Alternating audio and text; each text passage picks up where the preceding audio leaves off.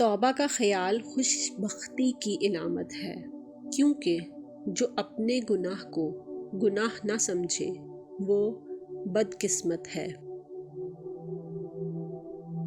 تقدیر اور قسمت سے زیادہ طاقت دعا میں ہوتی ہے، جو عرش تک ہلا سکتی ہے۔ دعا وہ طاقت رکھتی ہے کہ جو آپ کے نصیب میں نہیں اسے بھی آپ کا کر سکتی ہے۔ کچھ آزمائشیں اور مشکلات ایسی بھی ہوتی ہیں کہ جن کے ختم ہونے پر انسان کو احساس ہوتا ہے کہ یہ زحمت نہیں بلکہ رحمت کا باعث تھیں۔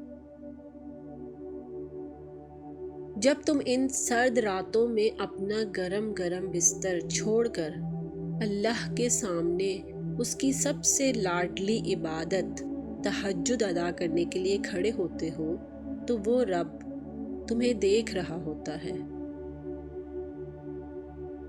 دعائیں تو ناممکن کو ممکن بنانے کے لیے ہی ہوتی ہیں، اس لیے کہ جو تمہارے مقدر میں نہیں وہ بھی تمہارا مقدر بن جائے۔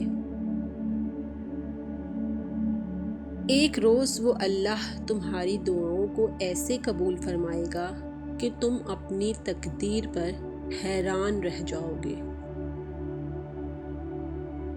ہم لوگ نیک بننا نہیں، صرف نیک دکھنا اور نیک کہلانا چاہتے ہیں، اور یہ منافقت کا سب سے اعلیٰ درجہ ہے۔